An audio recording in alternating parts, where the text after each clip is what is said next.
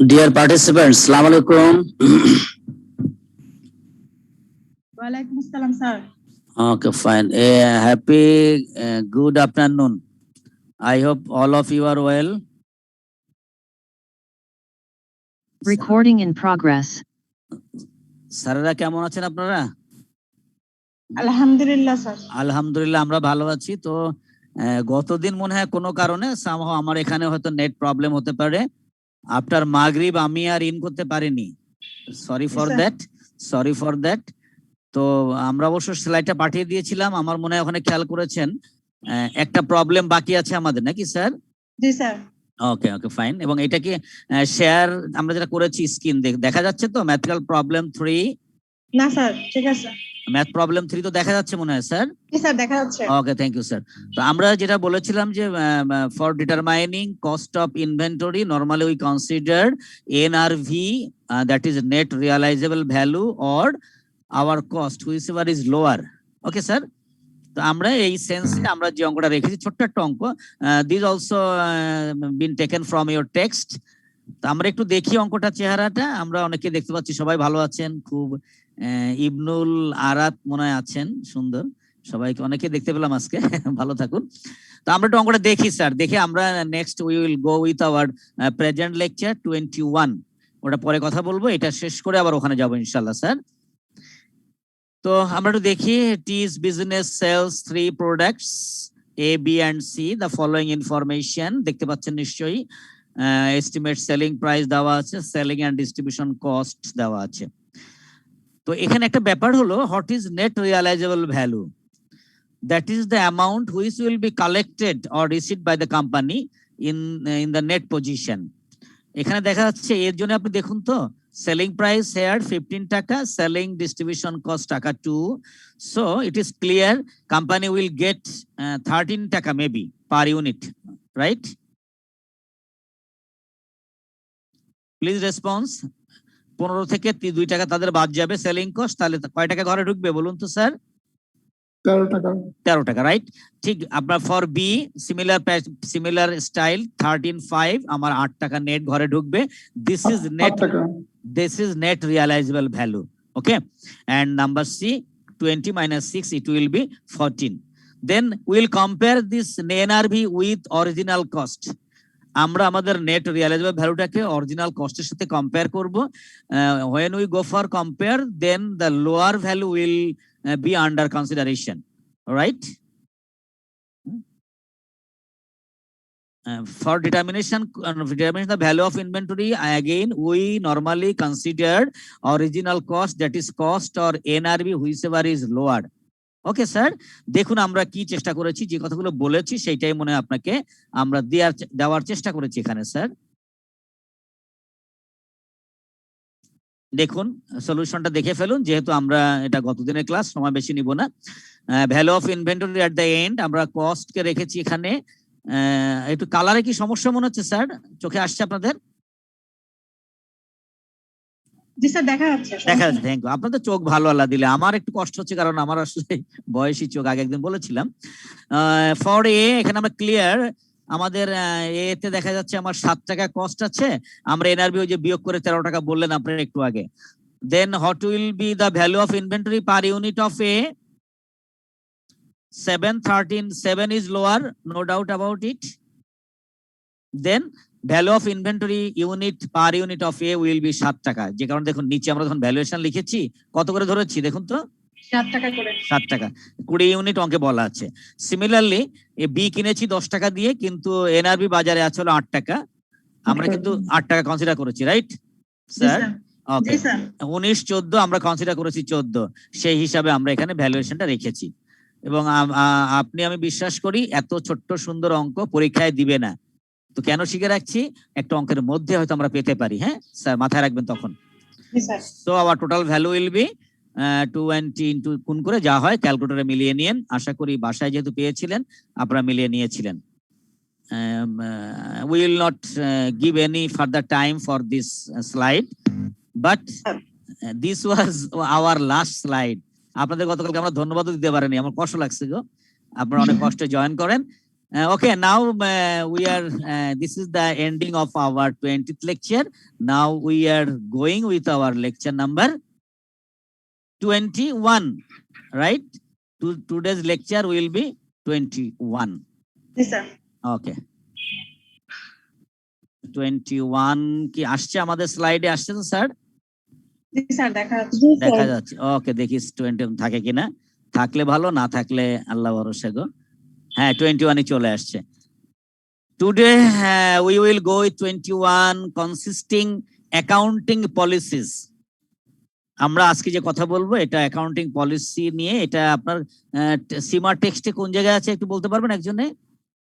জানা আছে কিনা accounting policy? Sir chapter 12 Chapter 12 এবং I normally IS maybe 8 will give, oh sorry, 8 also sorry. gave. IS 8 Yes, IS 8 gives outline regarding these accounting policies, and today formally we will go with this lecture. বরাবরের মতো আমরা যেভাবে বলি welcome to the session. আমরা আসলে এতক্ষণ কিন্তু আজকের কথা বলি নাই, যে কারণে আমরা যারা জয়েন করেছেন প্রত্যেককে অভিনন্দন অথবা কি বলা যায় ওয়েলকাম দিয়েই শুরু করছি। সবাই ভালো থাকবেন। I hope you will enjoy the class. তো আমরা আগাই দেখি টুডেস কন্টেন্ট কি কি কন্টেন্ট আছে, আমরা আজকে কি কি শেখার চেষ্টা করছি একটু দেখবো। Hello sir. স্যার স্যার ইনভেন্টরির মধ্যে তো আরো কিছু মনে ছিল রিটেল বা এর মতো ভ্যালুয়েশনের। আচ্ছা, আমরা বলছি সিলেবাসে নাই বলে বললেন না নাকি? না না নেই না, আমরা আসলে ইনভেন্টরি ওইভাবে তো পরীক্ষায় আমরা পাবো না, জাস্ট কনসেপ্ট দিলাম। আর আপনি জানেন যে আমরা আসলে খুব বেশি যে সময় পাচ্ছি তা তো না, আমরা যে কারণে আমরা একটু র্যাপিড যাচ্ছি বলতে পারেন। পরে আপনি দেখে নেবেন, যদি কোনো সমস্যা হয় আপনি শেয়ার করতে পারেন আমার সাথে। Okay sir, okay, thank you sir. তাহলে আমরা কোন লেকচারে যাচ্ছি বলুন তো? টুডেস কন্টেন্ট এক নজরে দেখে নেই। আমরা জানতে চাই something about IS 8, normally IS 8 regarding these items, accounting policies, this. And here we also we will learn about objective changes, and the changes normally based on accounting policy or accounting estimate error. আমরা one after another যাবো আশা করি। Any kind of correction normally আমরা rectify মনে শিখেছি, intermediate থেকে শুরু করেছি। কোনো ভুল হয়ে গেল, সেই ভুলের একটা আমরা কি ভুল হলে কি কলম দিয়ে কেটে দেই আমাদের অ্যাকাউন্টিং এ স্যার? বলুন তো স্যার। আমরা কাটি না, আমরা কি করি বলুন তো? ওটা রিভার্স করে আবার ওকে ফাইন, মানে আমরা কিছু জার্নাল এন্ট্রি বা কিছু accounting we go for some accounting treatment, যে ট্রিটমেন্ট আমাকে আবার শুদ্ধ করে দেয়। তো আমরা আজকে হয়তো যেতে পারি, এরকম কিছু ঘটনা আছে। Finally will go with mathematical problem. Now IAS 8 অর্থাৎ ইন্টারন্যাশনাল অ্যাকাউন্টিং স্ট্যান্ডার্ড 8 আসলে কি করে একটু যদি কেউ বই পড়ে থাকেন দেখে থাকেন স্যারেরা, something if you can tell something about this IAS 8. প্রথমত স্যার অ্যাকাউন্টিং পলিসি চেঞ্জ বা কোনো আগে একটা ছিল, জি জি জি অনেকটা যদি নতুন করে ইন্ট্রোডিউস করতে চাই। Okay, thank you. And about IAS 8, normally this standard issued that is since 20 to maybe 23 or 4 years back, 93 আমি যদি ভুল না করি IAS 8 টা ডিজাইন করা হয়েছিল 93 তে। আর একদম রিসেন্টলি এটাকে আমরা একটু রিভাইজ করেছি, এটা রিইস্যু হয়েছে 2003। এর যে হিস্ট্রি এইটুকু ছোট্ট করে বললাম, এবং আমরা দেখি এখানে আমরা এই কথাটাই বলার চেষ্টা করি। আবারও বলি IAS টা আমাদের 2003 সালে এসে রিভিউ বা রিভাইজ হয়েছে, বাট শুরুতে এটা ছিল হলো 1993 তে। আমি আবারও বলি আমরা সবকিছু কিন্তু পরীক্ষার কারণে শিখি না, আপনাকেও একটু জেনে রাখতে হবে কিছু।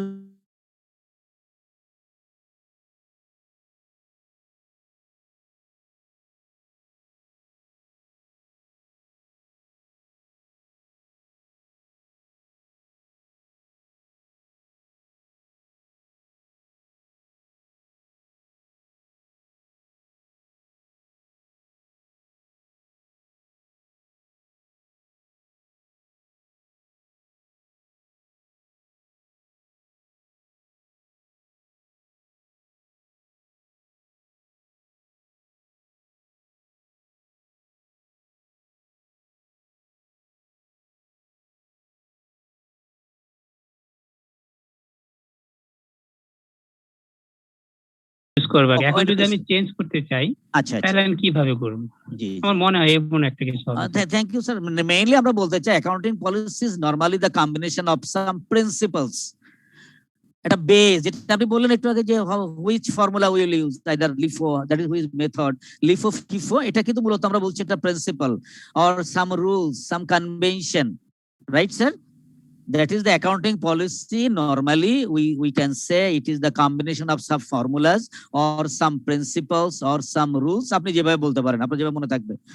Or practical, basic practices. আমরা কি প্র্যাকটিস করি, এটাও কিন্তু আসলে পলিসি নাকি স্যার?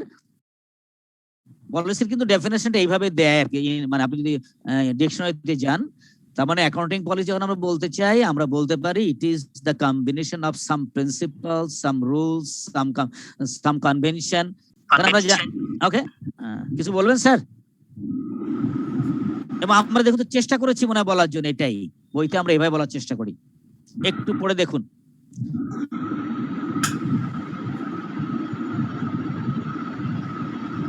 আমরা মনে হয় কোনো কর্ণা থেকে কোনো একটু সমস্যা পাচ্ছি স্যার, একটু খেয়াল করবেন। আচ্ছা, আগে আমি চেষ্টা করি আমারটা সমস্যা কিনা স্যার। নো নো,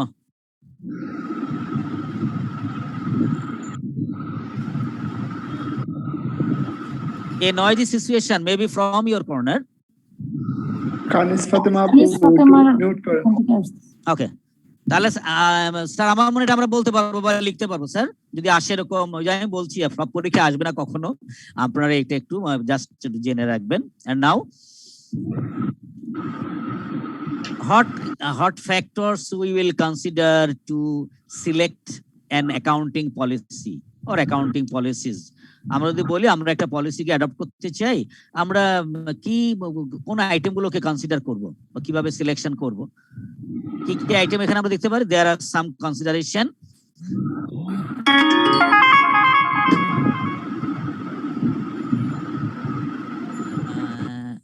স্যার কি একটা প্রবলেম হচ্ছে স্যার সবাইকে একটু মিউট করে দেন। মিউট করে দেন sir. Dear participants, I am requesting you to mute all of your devices from your corner. Okay, sir? দেখি আমার ক্ষমতা কোথায় আছে, আল্লাহ দেখি ক্ষমতা প্রয়োগ করব।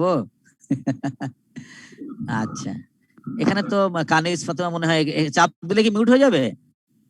আচ্ছা, ওকে, এই তো, থ্যাংক ইউ স্যার। আপনি একটু দয়া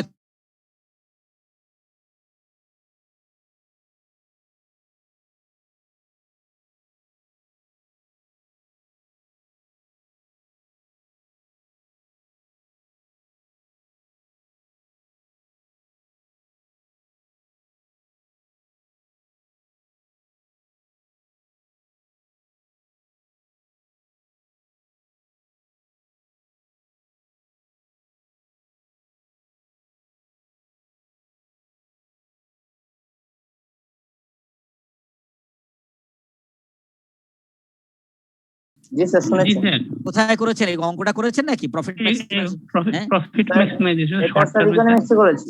ইকোনমিক্সে করেছেন?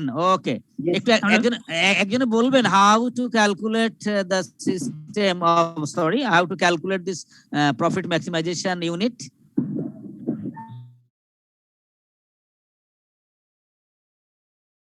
প্রফিট সবচেয়ে বেশি করতে চাই, আচ্ছা প্রফিট কখন বেশি করতে চাই? when you may reduce, নাকি? জি স্যার, জি sir, that is as well as cost will be minimum. আপনি যখন প্রফিটকে ম্যাক্সিমাম করতে যান, আপনাকে কিন্তু কস্টটাকে মিনিমাইজেশন করতে হয়, তাই তো জি স্যার? স্যার, অবশ্যই। এটা খুবই বাস্তব, কস্ট মিনিমাইজ হলেই প্রফিটটা ম্যাক্সিমাইজ হয়। ওকে, এন্ড দ্য ফাইনাল ওয়ান আমরা কনসিডার করি ইনকাম স্মুথিং। আচ্ছা, এটা বাংলা কি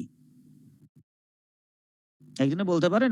স্যার স্মুথ শব্দের অর্থ হলো মসৃণ। মসৃণতা, আয়ের মসৃণতা। ইনকাম স্মুথিং হলো এরকম হ্যাঁ, হতে পারে যে আমাদের বলেন একটা স্যার। ধারাবাহিক ব্যাপার থাকবে। ইয়েস ইয়েস, কনসিস্টেন্সি আমরা বলি, মানে আয়টা, হ্যাঁ এই অর্থে ব্যবহার করে ইনকাম স্মুথিং, যে আমাদের যে সিস্টেম হঠাৎ করে আপনি যদি মনে করেন যে আপনি you want to change your inventory valuation process, you want to go to weighted average by over your FIFO method, তাই না চাচ্ছেন?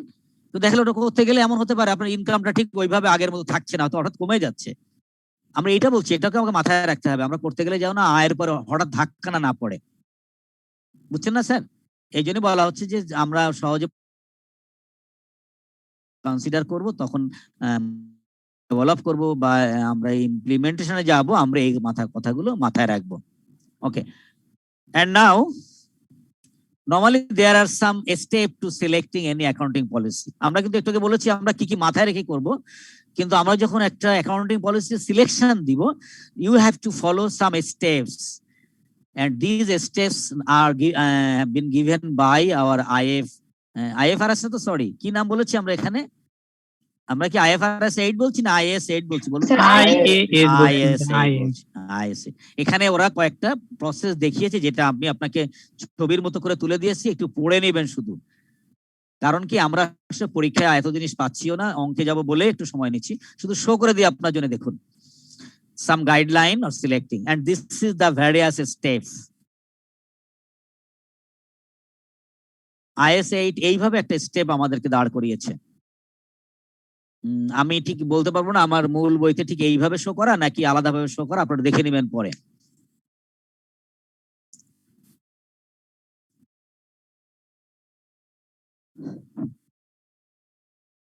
এখন বলতে পারেন স্যার আপনি কথা বলছেন IAS 8 নিয়ে, আপনি এখানে কিন্তু শুরুতে স্টেপ 1 নতুন যখন আপনি ডিজাইন করছেন, আপনি কিন্তু আর IAS নিয়ে ভাবতে পারছেন না, তাই তো স্যার?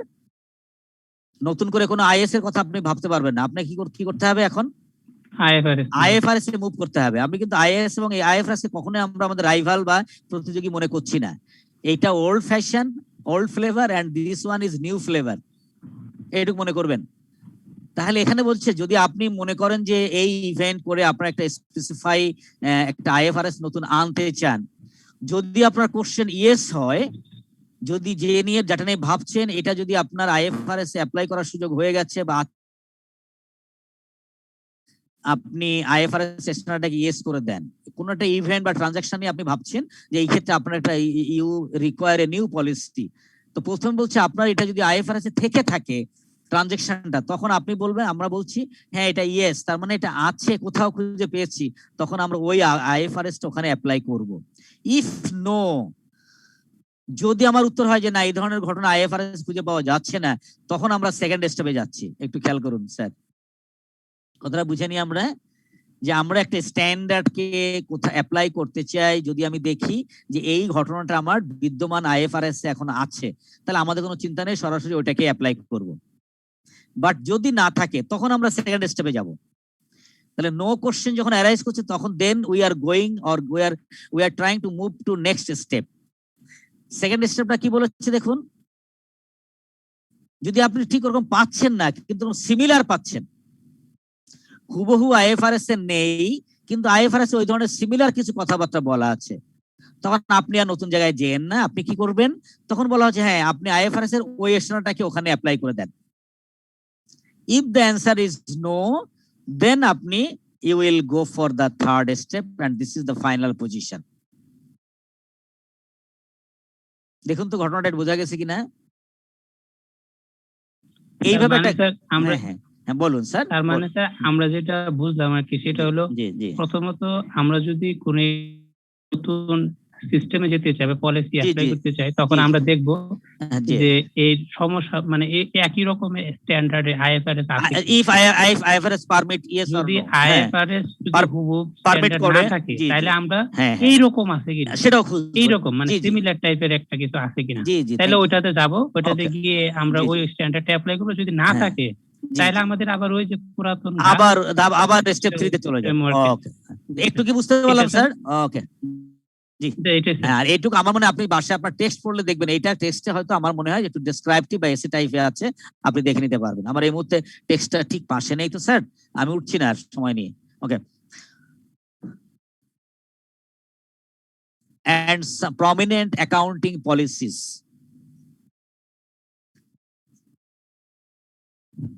অর্থাৎ আমরা যে অ্যাকাউন্টিং পলিসি গুলো আমরা এখানে আমরা অ্যাপ্লাই করি, অর্থাৎ কোন কোন আইটেমের কে আমরা আসলে অ্যাকাউন্টিং পলিসি অ্যাডপ্ট করি কোন কোন ঘটনায়, যেন আপনি দেখেন কোথায় কোথায় ফলো, বিভিন্ন জায়গায় কিন্তু আমরা যখন ইনভেন্টরি ভ্যালুয়েশনে যাচ্ছি, আমরা যখন অ্যাসেট ভ্যালুয়েশনে যাচ্ছি, বিভিন্ন জায়গায় আছেন এরকম, আপনি যখন ডেপ্রিসিয়েশনে যাচ্ছেন, প্রত্যেক জায়গায় কি করছি আমরা, কি পলিসি অ্যাপ্লাই করছি না স্যার?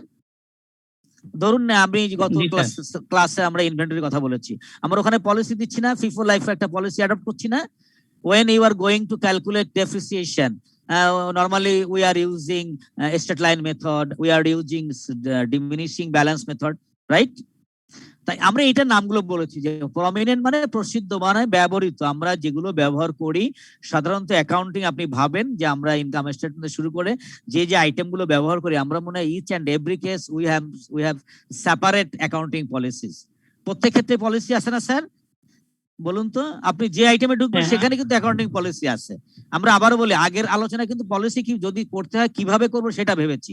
আপনি এখন পুরনো নতুন করে ভাবেন না, আপনি এক্সিস্টিং আইটেম পলিসি গুলো বলেন, আমরা কি কি পলিসি নিয়ে কাজ করি, মাথার মধ্যে একটু ভিজুয়ালাইজ করে দেখেন তো এই নামগুলোই কিনা আমরা কয়েকটা দিয়েছি। কি কি ফলো করি আমরা দেখুন, ভ্যালুয়েশন অফ ফিক্সড অ্যাসেট, ডেপ্রিসিয়েশনে ব্যবহার করি, ইনভেস্টমেন্টে ব্যবহার করি, ফরেন কারেন্সি আইটেমের ট্রান্সলেশনে ব্যবহার করি, আরো কয়েকটা ভাবা যায় কিনা দেখুন। রিসার্চ ডেভেলপমেন্ট কস্ট নিয়ে আমরা কথা বলি নাকি স্যার, বলেন তো একটু। লিজের ট্রিটমেন্ট নিয়ে কথা বলি, গুডউইলের ট্রিটমেন্ট নিয়ে কথা বলি। Each and every case has separate accounting policy, right? প্রত্যেক ক্ষেত্রে পলিসি আছে না স্যার, মনে করুন তো। জি স্যার, আছে। আপনি যখন ট্রিটমেন্ট অফ কন্টিনজেন্ট লায়াবিলিটি করেছেন, আপনি যখন গুডউইলের ট্রিটমেন্ট করেছেন, গুডউইল ভ্যালুয়েশন করেছেন না বিভিন্ন মেথডে, জি স্যার। এক একটা পলিসি কিন্তু আসলে। তার মানে আসলে এই উত্তরটা হলো আমরা যে যে পলিসিগুলো অ্যাডপ্ট করি আমি শুধু সেই ক্ষেত্রের নামগুলো ব্যবহার করেছি, আর কিছু না। আপনি যে ক্ষেত্রে বলবেন আরো আপনি যোগ করতে পারেন এর সাথে, কোনো অসুবিধা নেই। এই নামগুলো একটু মনে রাখেন। ওকে, মনে আর কত রাখবেন গো আল্লাহ, এত পরীক্ষার সময় তো মনে থাকবে না। আমরা বলেই খালাস।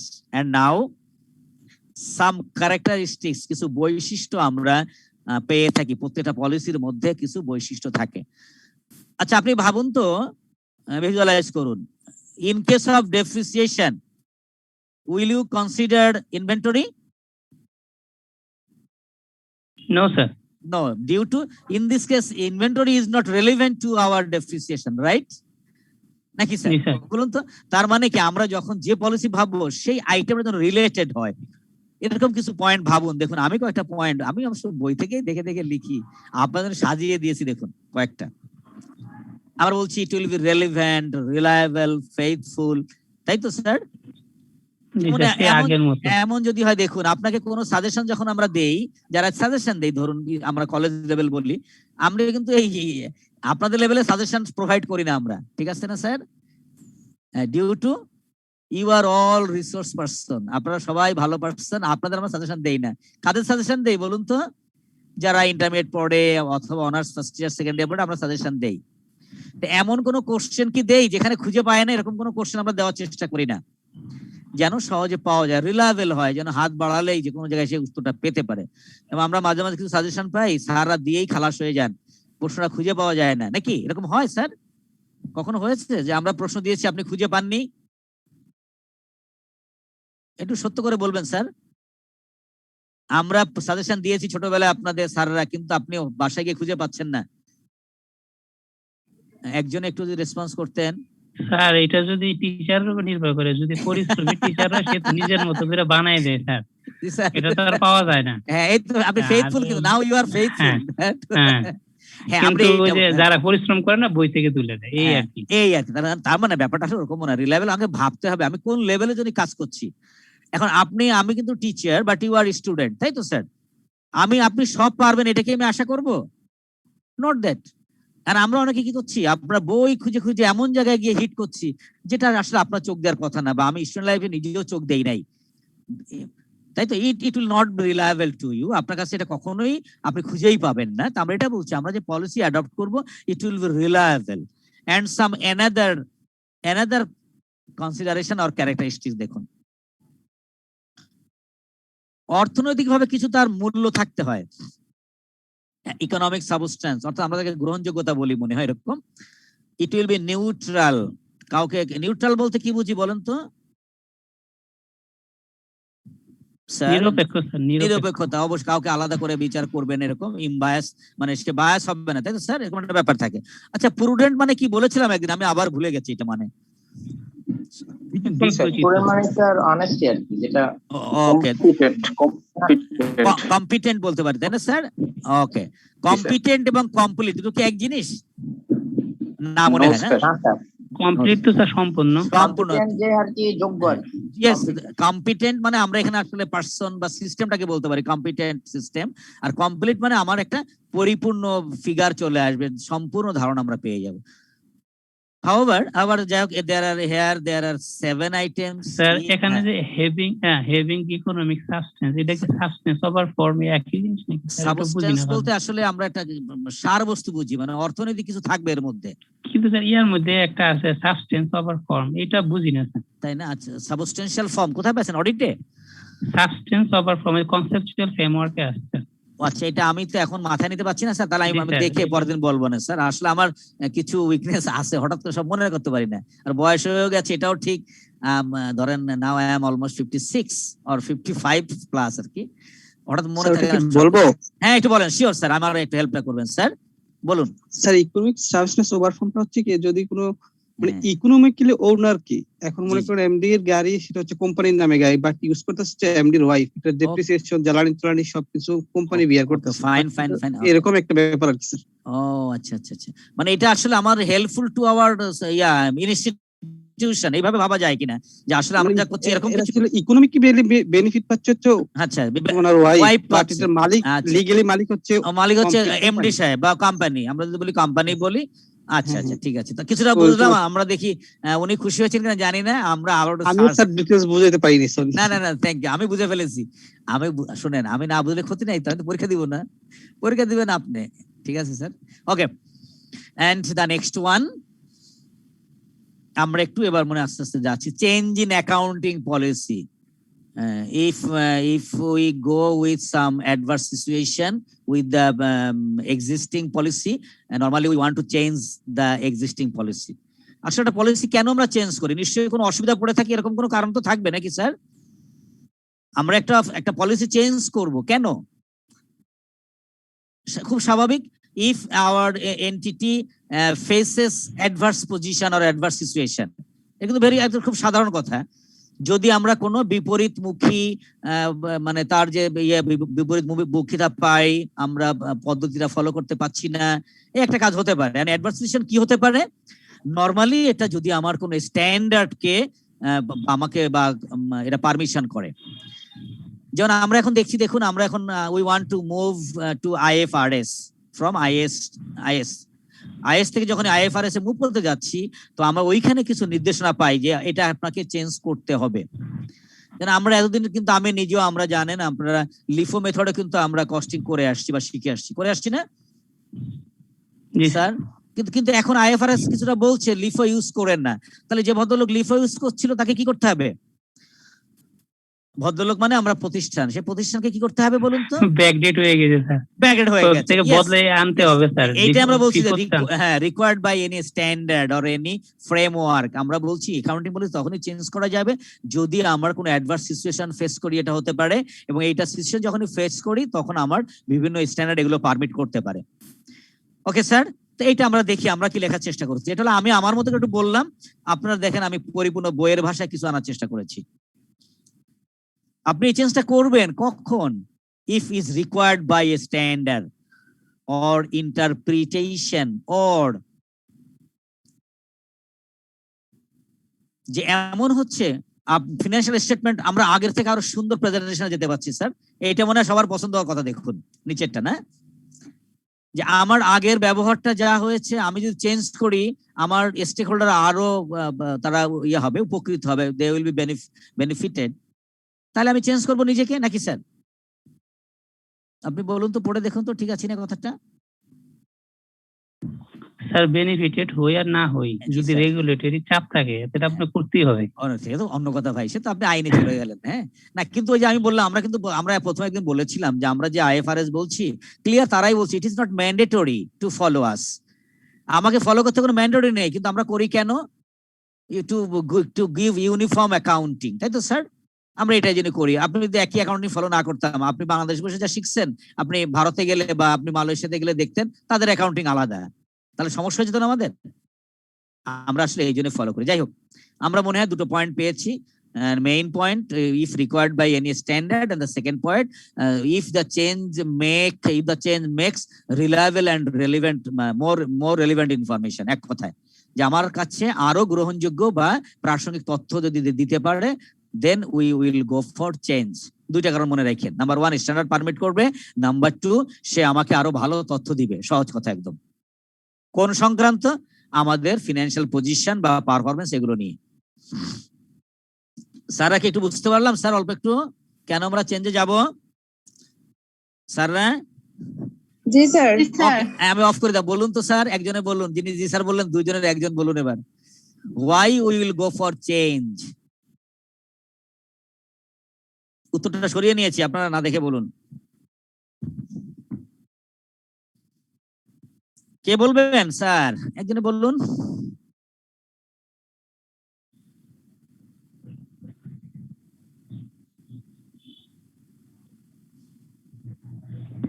It is required for standard or interpretation. Okay, thank you. Second one, আর যদি এটা প্রেজেন্টেশনে সুন্দর দেখায় এবং রিলায়েবল হয়, ওকে থ্যাংক, দেখতে ভালো লাগে। এইজন্য আমরা কিন্তু একদিন দুদিন পরেই আমরা ড্রেসটা চেঞ্জ করে অফিসে যাই, কালকে যেটা পরেছি পরের দিন পাল্টায় চলে যায় না স্যার? কি বলেন? আজকে যেটা পরেছে নিশ্চয়ই একটু ঘাম টাম লেগে যায়, গন্ধ হয়ে যায়, আমরা পরের দিন কি চেঞ্জ করে যাই? হ্যাঁ বলুন তো স্যার, যারা অফিস করেন স্যারেরা। ওকে, না না না, আপনি চেঞ্জ করবেন, আপনাকে নতুন মনে হবে পরের দিন, আপনার অ্যাকসেপ্টেন্স বেড়ে যাবে। এমডি সাহেব ডেকে বলবে, hi you are so nice, so cute, খুব মনটা ভালো লাগবে। এটা ঠিক আছে স্যার, কিন্তু পোশাকের মতো তো অ্যাকাউন্টিং পলিসি চেঞ্জ করা যাবে না। তাই, right sir. Now we are going for disclosure. এখন দেখুন, আমরা কিন্তু যখনই কারণ বলেছি বা ব্যাখ্যাটা, ওইগুলো কিন্তু উল্লেখ করতে হয় ডিসক্লোজারে, যে আপনি কেন এই চেঞ্জ করছেন, তাই তো কজ গুলো উল্লেখ করতে হবে। ডিসক্লোজার মানে প্রকাশ করা, অ্যাকাউন্টিং পলিসি আপনি চেঞ্জ করবেন কেন, you have to disclose your causes. আপনার কারণগুলো বলবেন যে স্যার বা আমার ইনফরমেশন যারা নিবে, আমরা যারা ইনফরমেশন রিসিভার থাকবো তাদের উদ্দেশ্যে ডেলিভার করবেন যে this are the main causes for change this accounting policy, প্রথম কথা, তাই তো স্যার?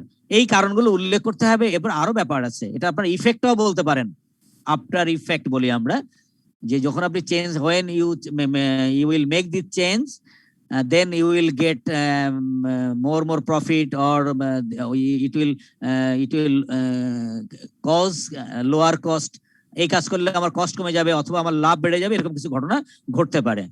ওকে স্যার, তো আমরা একটু বইয়ের ভাষা খুব বড় এনেছি, আমি আমার মতো বলার চেষ্টা করেছি, যেটুকু লেখার সময় মনে হয়েছে আপনাদের জন্য বড় করে দিয়ে দিচ্ছি। দেখুন, আমরা ছোট বলবো কিন্তু আপনারা লেখার সময় বড় করে লিখবেন, ঠিক আছে স্যার? দেখুন কি কি কারণ।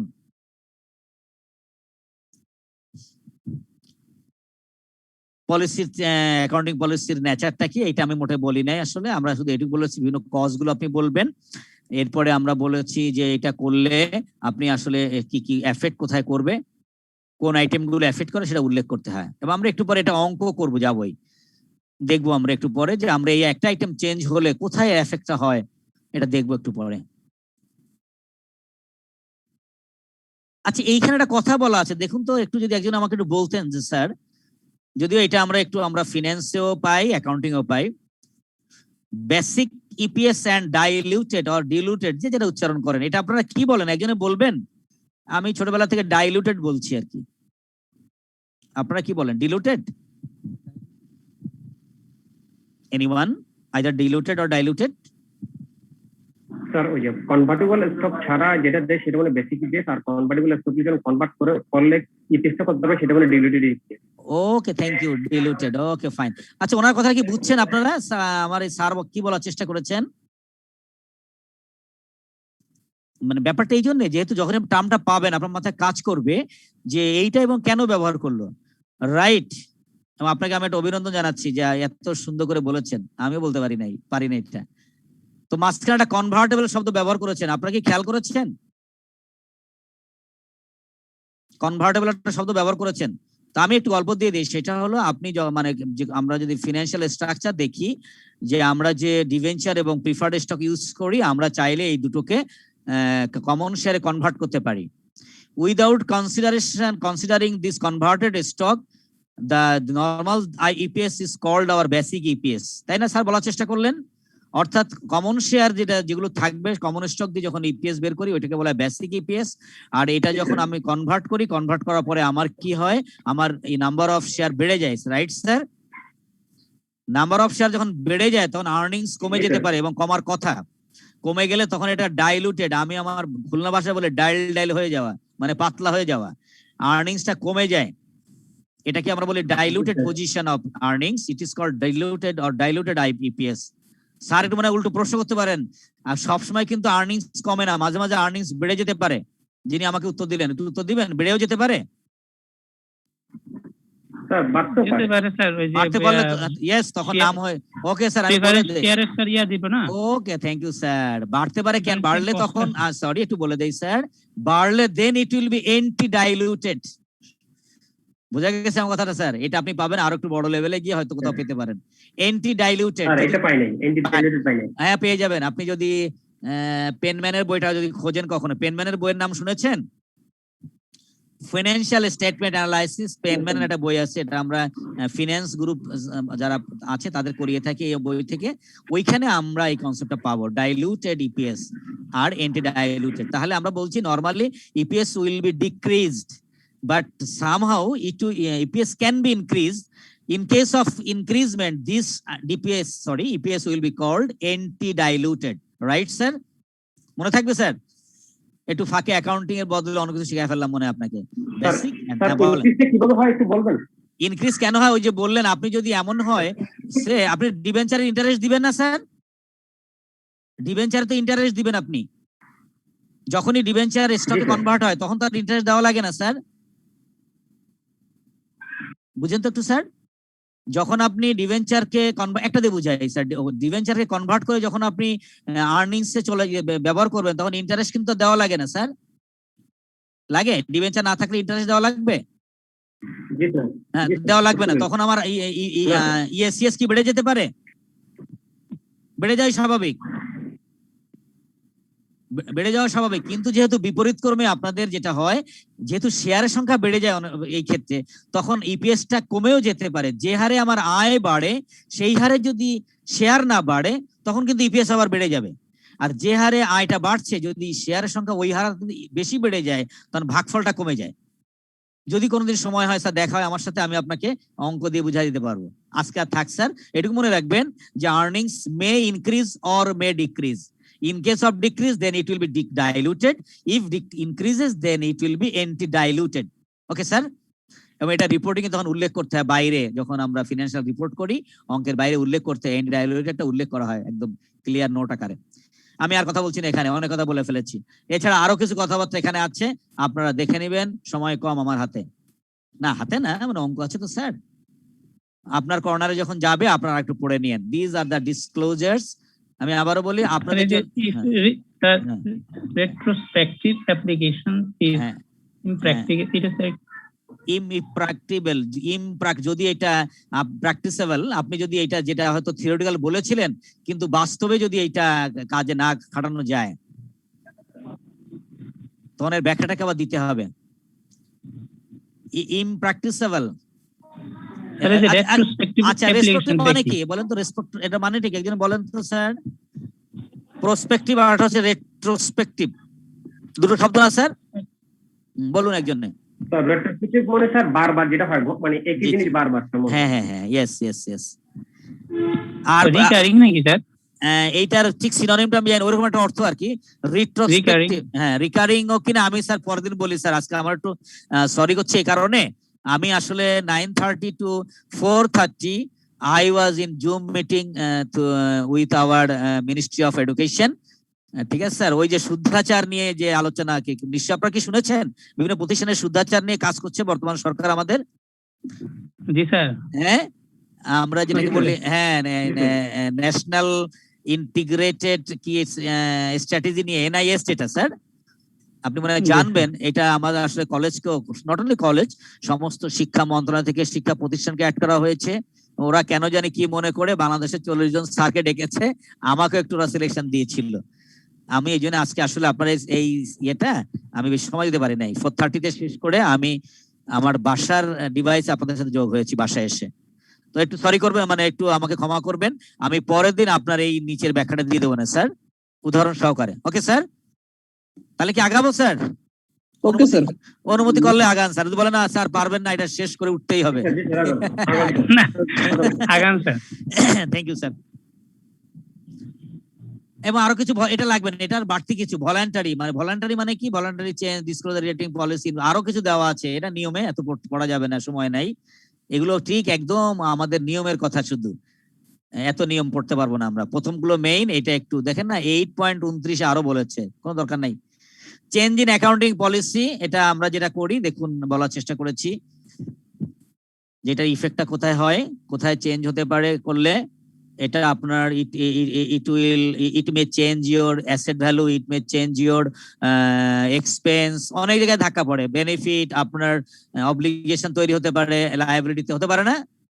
যেমন আমি যদি বলি স্যার আমরা লিফো সিস্টেমে ছিলাম, সেক্ষেত্রে আমি যখন ফিফোতে যাব অথবা এভারেজে যাব, তখন ইনভেন্টরির দাম কি আমরা কমে যেতে পারে বা বেড়ে যেতে পারে না? ক্লোজিং ইনভেন্টরি, জি স্যার। যখনই ক্লোজিং ইনভেন্টরি হ্যাম্পার হবে, cost of goods sold hamper হবে। জি sir. Cost of goods sold hamper হলে প্রফিট হ্যাম্পার হবে। ইয়েস, এটুকু ফেলেস। গ্রস রেট আপনি যাই বলুন, ultimately profit will be hampered. Retained earning, okay ঠিক আছে, রিটেন আর্নিং হ্যাম্পার হবে। যদি আপনি ডেপ্রিসিয়েশন পলিসি চেঞ্জ করেন, তখন আপনার কি ক্যারিং ভ্যালুটা চেঞ্জ হয়ে যাবে, হবে না? ও আবার কিন্তু কি হবে না হবে, একটা এক্সাম্পল দিয়েছি, দেখুন কি এক্সাম্পল দিয়েছি, কোন কোন চেঞ্জ আমরা কোন কোন জায়গায় ধাক্কাগুলো পড়তে পারে। Bad debt, inventory obsolescence, fair value, liability, life of non current, এই আইটেমগুলো যখনই চেঞ্জ করি তখন আমাদের আসলেই লস বা ইনকাম বা অ্যাসেট ভ্যালু সব জায়গায় চেঞ্জ হতে পারে। আপনি যখন নন কারেন্ট অ্যাসেটের লাইফটাকে চেঞ্জ করেন, ডেপ্রিসিয়েশন হেরফের হয়ে যায় না স্যার? জি স্যার। ওকে, এরকম কিছু বলার চেষ্টা করেছি স্যার, থাক এটা আমি পড়ে নিয়েন স্যার। আর একটা কারণ বলা হয়েছে যে কোন কোন জায়গায় কি কারণ হতে পারে, দেখুন, যদি নিউ ইনফরমেশন আর নিউ ডেভেলপমেন্ট,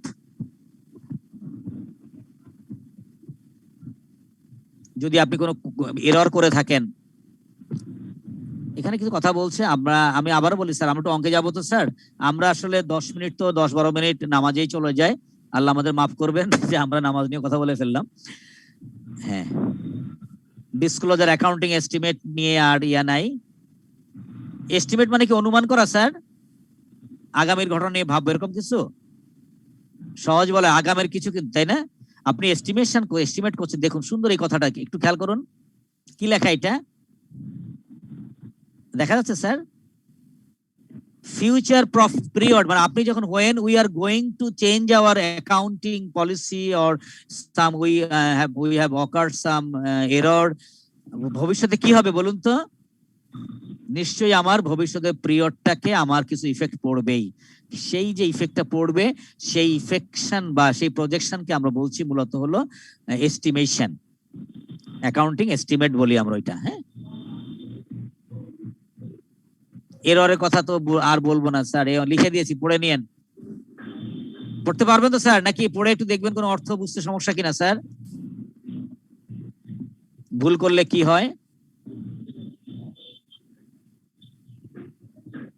দেখেন, এই যে সেই কথা আবার একটা ছিল রেট্রোস্পেক্টিভ, এটা তো বলতে পারিনি আমি ভালো করে, এইটা একটু আমাকে বলবেন একজনের স্যার, এটা কি বলার চেষ্টা করা হয়েছে?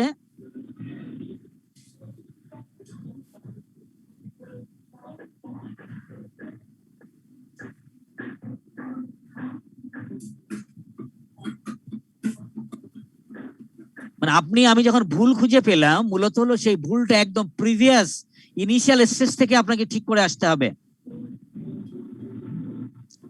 First set of financial statement, আপনি যদি ভুলটা যখন পেয়েছেন, যদি আপনি 3 বছর আগে, যেমন দেখুন আমার মনে পড়ার কথা যে আমরা হোল্ডিং কোম্পানি যখন করেছিলাম কদিন আগে স্যার, আমরা যখন করেছিলাম ফেয়ার ভ্যালু, যখন আমরা অ্যাডজাস্টমেন্ট করলাম, ওটা কি শেষ বছরে অ্যাডজাস্ট করেছি না প্রথম বছর থেকে স্যার, একদম গোড়া থেকেই? একটু মনে আছে কিনা স্যার? ফেয়ার ভ্যালু অ্যাডজাস্টমেন্ট আমরা কোন সময় থেকে করেছি? ব্যাপারটা হচ্ছে কোনো ভুল হলে সেটাকে বলে পুনরায় আবার আগের জায়গা থেকে জি জি এই যে ওই জি ইয়েস রেট্রোস্পেক্টিভ মানে হচ্ছে হ্যাঁ যেখানে Yes. এররটা আইডেন্টিফাই হয়েছে ওখান জি থেকে জি শুরু। জি ফ্রম হ্যাঁ দ্যাট ইজ ফ্রম ইওর মানে জেনেসিস, আপনি যেখান থেকে ওটাকে যেখান থেকে সেটা জেনারেট হয়েছে, জেনেসিস মানে উৎপত্তি, যেখান থেকে সে জেনারেট হলো আপনি সেখান থেকে ঠিক করতে আসতে হবে, এবং সেই কথাগুলোই নিচে লেখা হয়েছে, আর কিছু না। ঠিক আছে স্যার, এবং সে কারণে আমাকে রিস্টেট করতে হয় প্রত্যেকটা আইটেম। যেমন 3 বছর আগে যখন আমরা করেছিলাম নিশ্চয়ই গত অঙ্কে দেখেছিলাম আমরা কি করেছি, আমরা ফেয়ার ভ্যালুকে অ্যাডজাস্টমেন্ট করেছি as well as we have adjusted our depreciation, এবং আমরা কিন্তু তার ডেপ্রিসিয়েশনকে অ্যাডজাস্ট করেছি। এই কথাগুলো এখানে বলা আছে। সাম ডিসক্লোজার শুধু পড়ে নিবেন, যদি দেখেন পরীক্ষায় আসেনি বাদ দিয়ে দিবেন, শুধু সংরক্ষণ করে রাখবেন আপনার বাসার পরবর্তী জেনারেশনের জন্য। স্যার আমার একটা প্রশ্ন ছিল sir. Sure sir.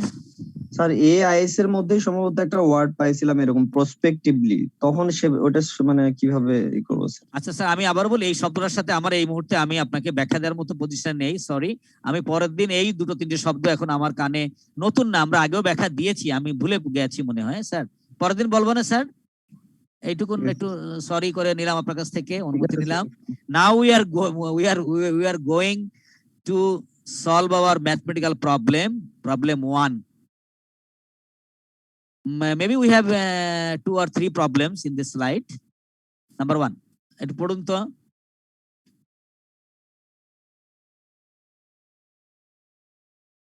During 2019, BOI Limited changed its accounting policy with respect to the treatment of borrowing costs that are directly attributable to the construction of a hydroelectric power station, which is in the course of construction for use by BOI. কি বলেছি গল্পটা? প্রথম হলো borrowing cost নিয়ে আমাদের গল্প পরে আছে, পরে শেখাবো। তারপর ধারণা দিয়ে দিই, বরোইং কস্টটাকে আপনি কি করবেন, either revenue expenditure or capital expenditure? Revenue expenditure দুটোই করতে হয় স্যার। হ্যাঁ দেখছেন, স্যার ওই যে কনস্ট্রাকশন হ্যাঁ বলেন, পিরিয়ডে মানে দুইটাই করা যায় স্যার, যদি করা যায়। That Yeah, is asset complete হওয়ার আগে যা Yes, কষ্ট হয় সবগুলো অ্যাসেটে normally the situation, পরে যা হয় তা yes that is হ্যাঁ situation will permit, তাই তো, যে সিচুয়েশন। কিন্তু এখানে বলা আছে sir directly attributable to that construction. Okay thank you sir, এরপরে আমরা আসি। এটা ক্যাপিটালাইজড হবে। ওকে, in previous period BOI had expensed such cost in accordance with the allowed treatment in IS 23 borrowing cost। মানে গল্পটা এরকম, আপনি ঠিকই আছে আপনি, কিন্তু ওই যে আমার অ্যাকাউন্টিং করছে প্রিভিয়াস পিরিয়ডে, তার কাছে আমার মতো কম জানা লোক আছে, সে 23 তে বরোইং কস্ট কে ট্রিটমেন্ট করেছে। কি ট্রিটমেন্ট করেছে? ওই যে আপনারা একটু আগে বললেন যে স্যার এটাকে আমরা রেভিনিউতে না ধরে ক্যাপিটালে ধরবো, একজনে বললেন দুটোই ধরবো, নাকি স্যার? তাহলে আমরা বুঝতে পারছি with this two lines it is clear borrowing cost it may be either revenue or capital style, নাকি স্যার? জি স্যার। কিন্তু ও ভদ্রলোক এতদিন যদি বরোইং কস্ট কে কি করেছে বলুন তো? এতদিন স্যার এক্সপেন্স হিসেবে চার্জ করেছে, রেভিনিউতে চলে গেছে, but BOI must now capitalise this cost. কিন্তু বউ বলছে, বউ না তো, সরি উচ্চারণটা কি হবে? BOWI উচ্চারণটা কি করবেন স্যার? আমরা বুঝতে পারছি স্যার। আপনি বুঝতে পারছেন, থ্যাংক ইউ স্যার। বলছে যে এই বি কোম্পানি, আমি আর পুরোটা বললাম না গো, বি বলছে এটাকে এখন ক্যাপিটালাইজ করতে হবে। এখন প্রশ্ন কি দেখি, এবং এইটা করা, এইটার অ্যামাউন্টটা কি পরিমাণ ট্রিট হয়েছে এখানে বলছে ওরা, দেখুন। BOI had borrowing cost 2018 amounting টাকা 2600 and 5200 in periods prior to 18। বলছে চলতি বছরে এরকম টাকার অঙ্ক আছে 2600, কিন্তু ইতিপূর্বে তার পূর্বে কিন্তু করে আসছে কত বলুন তো? 5200। তার মানে যতদিন পর্যন্ত হিসাব সে করেনি সেখান থেকে 5200, আর কারেন্ট ইয়ারে হলো বোঝা যাচ্ছে 3 বছর। আচ্ছা দেখি পরে কোথায় 3 বছর আছে স্যার, কি করে বুঝবো? 5200 বা 2600 ডবল। কেন স্যার, ওই সময় যদি ইন্টারেস্ট রেট কম থাকতো বেশি থাকতো আপনাকে বলেছে কেউ? ধরে নেন স্যার, থ্যাংক ইউ স্যার আপনার জন্য, 2600 করে ধরে নি। আচ্ছা, boys accounting records 2019 and 18 show, আপনি সে 18-19 যে রেকর্ডটা রেখেছে তার একটা তথ্য আপনার সামনে দিয়েছে, দেখুন। এটা 18-19 কোন অবস্থা বলুন তো? বরোইং কস্ট থেকে সে এক্সপেন্স ধরে এগিয়ে আমাকে এই তথ্য দিয়ে রাখছে, এই মুহূর্তে প্রফিট পেয়েছে এত, ফিনান্স কস্ট 2600, কোন 2600 বলুন তো? এই 1800, 19 সালে কিন্তু সে কি করেছে? এটা তো ইয়ে করে ফেলছে, এক্সপেন্স দেখাই দিয়েছে না, ফিনান্স কস্ট দেখায় নাই। হ্যাঁ, যেহেতু কারণ কি সে বলেছে এক্সপেন্স দেখানো যাবে না, এইজন্য এখানে নাই। প্রথম কথা, যারা অঙ্ক দেখছেন তাদের উদ্দেশ্যে এইভাবে প্রফিট বের করা এবং ইনকাম ট্যাক্স দিয়ে ওরা এই লাভ নিয়ে হিসাব দেখিয়েছে। এবার আপনাকে প্লেস করে বলেছে আপনি এটাকে একটু রিঅ্যারেঞ্জ করে দেন, ঠিক আছে? আপনাকে দেওয়ার পরে যদি বলবো আপনার রিকোয়ারমেন্টটা কি, 18 ওপেনিং রিটেন আর্নিংস, যখন যেহেতু 18 যখন আমরা কাজ করব প্রফিট নিয়ে, এটা অ্যাডজাস্ট করতে গেলে আমার অতীতের প্রফিটের একটা ফিগার লাগবে। তো অতীত সব ফাইনালাইজ করে আপনাকে বলেছে যে রিটেন আর্নিং ছিল কত টাকা 18 তে? 20,000 নাকি opening? In 18 opening retained earnings 20,000 and closing retained earnings were টাকা 30,780। বলতে পারবেন স্যার এই কেন হেরফের হলো? এখানে তো প্রফিট দেওয়া, এটা প্রফিট রিটেন আর্নিংস কি সেম জিনিস? না স্যার, না স্যার, নিশ্চয়ই আমরা প্রফিট ডিভিডেন্ড হলো কারেন্ট ইয়ারে, রিটেন আর্নিংস তো অনেক পুঞ্জীভূত হবে, কি cumulative figure. Okay, thank you sir. তাহলে এখন আমাকে কোশ্চেন বলছে, এইটা কোশ্চেনটা কি? আল্লাহ, requirement show the change, how the change will affect record, আপনাকে এটা দেখাতে হবে। তাহলে আপনি একটু মনে মনে ভাবুন তো কোথায় ধাক্কা পড়বে। আমরা মূল অঙ্কে যাওয়ার আগে দেখি, উত্তরে যাওয়ার আগে এখানে দেখে যাই কোথায় ধাক্কা পড়বে। নিশ্চয়ই এইটা যখনই আমরা ভুল করেছি, এইটা আগে 18 নিয়ে ভাবুন, পুঞ্জীভূত পরে ভাববো। আগে 18 সালটা যদি ভাবি তাহলে এই 18 এই 2600 আর ফিনান্স কস্ট থাকবে না, তাই তো স্যার? জি স্যার। এটা না থাকলে কি লাভ বেড়ে যাবে স্যার? জি স্যার, বেড়ে যাবে। আচ্ছা, আমরা যে লাভটা বাড়বে তারপরে ট্যাক্সের ইফেক্ট থাকবে? লাভ বাড়লে ট্যাক্স বাড়বে। কারণ আমি যখন এই 2600 ধরে অঙ্ক করে এসে ট্যাক্স দিয়েছি বেচারাকে না তো, সরি গভর্নমেন্টকে, এনআরবি কে ট্যাক্স দিয়েছি আমরা, তো এই হিসাব ধরেই তো ট্যাক্সটা দেওয়া স্যার। তাহলে আপনি 26 যখন ব্যাক করাবেন, 2600 কি পুরো ব্যাক হতে পারে নাকি আফটার ট্যাক্স ইফেক্ট? না স্যার, 30% ইয়ে করতে হবে sir, 30%। Tax, net off tax, আমরা একটা শব্দ প্রায় দেখবেন অঙ্কে পাই, নেট অফ ট্যাক্স। এর কারণ এই বেচারাকে পুরো 2600 বিবেচনা করেই তো আমি লাভ বের করে ট্যাক্স দিয়েছি গভর্নমেন্টকে। তার মানে এইটা হিসাব করার কারণে গভর্নমেন্ট ট্যাক্স কম পেয়েছে না কিছু একটা নাকি? এইটা খরচ ধরার কারণে ট্যাক্স কিন্তু কম পেয়েছে। তার মানে আমরা কিন্তু যখনই এটাকে আমি ব্যয়টা বাদ দিয়ে দিব, বিপরীত ক্রমে ভাবা যায় আমাদের কিছু ট্যাক্স মানে ইয়ে হবে, কি হবে, ট্যাক্স সেভিংস হয়েছে না? এই লোক আমাকে কি করেছে, এই 2600 কারণে কি আমি ট্যাক্স কম দিয়েছিলাম না এতদিনে? এতদিন কম দিয়েছিলাম স্যার, তাই না? কারণ আমি যখনই তাহলে ওটাকে অ্যাডজাস্টমেন্ট আসার একটা ব্যাপার থাকবে। এক নাম্বার 1, যখন আমি 18 আগ পর্যন্ত চিন্তা করব তখন ইফেক্ট করবে কোনটা? Written earnings. স্যার 5200। এই 5200 না, রিটার্নের সাথে চলতিতে একটা ইফেক্ট পড়বে। আমি বলছি আমরা যখন 18 সাল থেকে 19-এ মুভ করব, 18 কে যখন আমি রিভাইজ করে 19-এ এসে ভুল করি নাই, আমার ভুলটা কোথায় আছে স্যার? 18 সালে। তাহলে 18 সালকে ডিজাইন করে 18 সালের ঘটনাগুলোকে অ্যাডজাস্ট করলে পাবো 19। তো মজা হলো, 18 কে যখন আমি অ্যাডজাস্টমেন্টে যাব, 18 প্রায়র পিরিয়ডটাকে অ্যাডজাস্ট করে নিব না একটু স্যার? জি স্যার। জি স্যার। তখন 18 পেছনে যখন যাব তখন কত টাকা নিয়ে আগাবো? মোটামুটি প্রথম ধাক্কায় 5200। 5200 স্যার, এইটুকু একটু মাথায় রাখতে হবে যে 18 থেকে যখন 19-এ যাব তখন কিন্তু 5200 না, তখন কোনটা বলুন তো স্যার? 2600 এর ব্যাপার। ইয়েস। আর একটা কাজ হবে, যখন 18 ওপেনিং এবং ক্লোজিং নিয়ে ভাববো তখন এইখানে একটা ব্যাপার স্যাপার মনে একটু কাজে লাগবে নাকি স্যার? একটু কাজে লাগবে কিনা আমরা এটা দেখবো এক্ষুনি। আমাদের হাতে now we have another 15 minutes to go to our মাগরিব ইন্টারভেল। আমরা অঙ্কে চলে যাই। আপনার হাতে খাতা কলম সব বের করে নেন। এবং এই ধরনের অঙ্ক মূল অঙ্ক হিসেবে না আসলেও বড় অঙ্কের সাথে একটা অংশ দিতে পারে। যখন আপনি যদি বলে আমরা যখন ইনকাম স্টেটমেন্ট তৈরি করি তখন মাঝে মাঝে এরকম দুটো আইটেম দেওয়া থাকবে, আপনাকে শুধু দেখতে হবে ইফেক্টটা কি হয়েছিল। আর একটা হাই সারলেন কে গো, ওরে কষ্ট গো স্যার, লেখেন।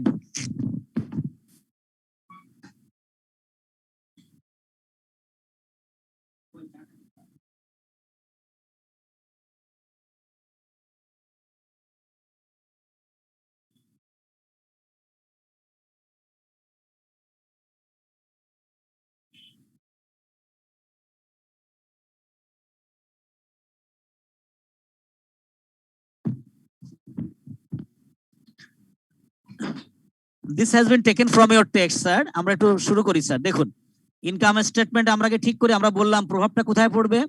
আমরা কিন্তু প্রভাব, যেহেতু এই অঙ্কে আইটেমগুলো ইনকাম স্টেটমেন্টের, আমরা ইনকাম স্টেটমেন্টে প্রভাব পড়বে। আর যেহেতু লাভ লোকসান একটু যোগ বিয়োগ হবে, আমার মনে হয় রিটার্ন আর্নিংসটা প্রভাব পড়বে। দেখি তাহলে ইনকাম স্টেটমেন্ট এক্সট্রাক্ট যেটা তুলে আনলাম, এরপর আমরা লাইন বাই লাইন চেষ্টা করছি। দেখুন operating profit as given our in our problem.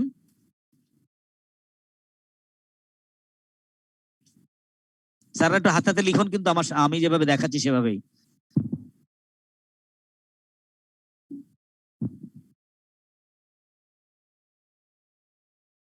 Okay sir, এরপরে কি আসবে আমাদের কনসেপ্টে যাই। Finance cost,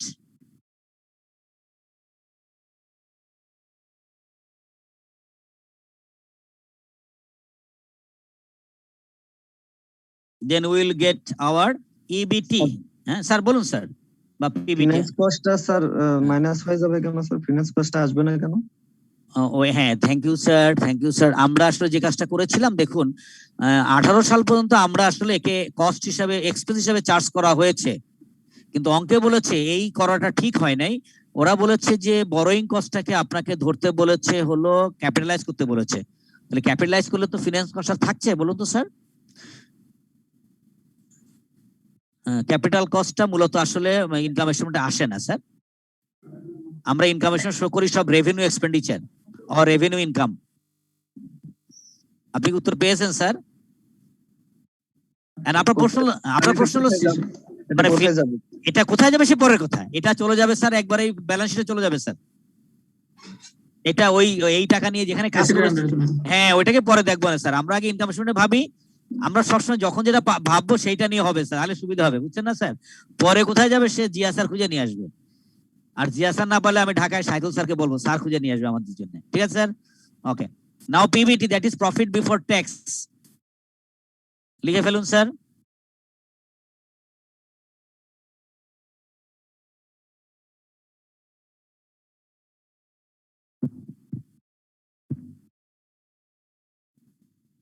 sir next sir. এবার কি করবেন, ট্যাক্স দিবেন না? ট্যাক্স তো আগে অঙ্কে লেখা ছিল, ওটা লিখবেন নাকি রেট লিখবেন, কোনটা লিখবেন? 30% লিখবো sir. Okay, thank you sir. Tax এখানে ইনকাম সবসময় হলো, আমরা বলি যে এস্টিমেশন যেটা করি, যে টাকা রেডি হয়েছে ওটা পরে 30% দিয়ে দেন। দেখেন 30% হচ্ছে।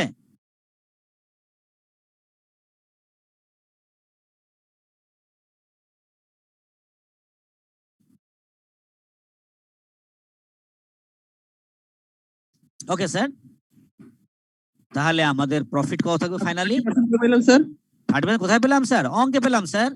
আপনি দেখবেন একটু খেয়াল করে, অঙ্কের মাঝামাঝি পর্যায়ে বলা আছে income tax rate 30%। Okay sir. Okay sir, thank you sir. আচ্ছা, তাহলে আমরা পেয়ে গেছি our final figure profit for the period 21,000 এবং হলো 12,600।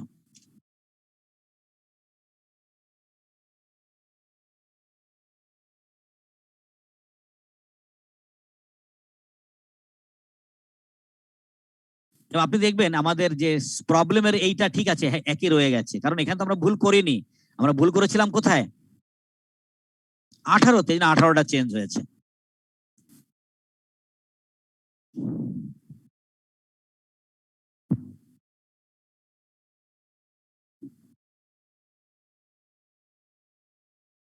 নাও ফিনান্সিয়াল পজিশনে আমরা কিন্তু শুধু রিটেন আর্নিংস এর খবর পাচ্ছি, তাই তো স্যার? আমাদের কিন্তু কোনো অ্যাসেট হোক কোনো কিছু বলেনি। তাহলে রিটেন আর্নিংস এর খবর পাওয়া মানে হলো আমার এই ইফেক্ট গুলো আমাকে আসলে কোথায়, ইকুইটিতে ইফেক্ট পড়বে না স্যার? জি স্যার।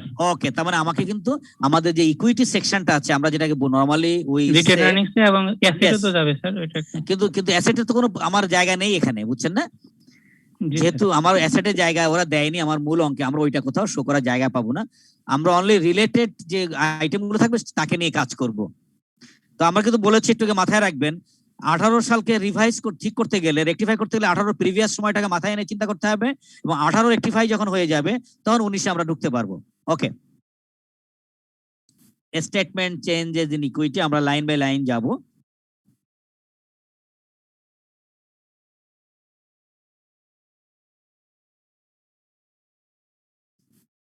রিটেন আর্নিংস আমরা কি দিয়ে শুরু করি? আমরা নিশ্চয়ই চেঞ্জ করার সময় রিটেন আর্নিংস দিয়ে শুরু করি, বিডি।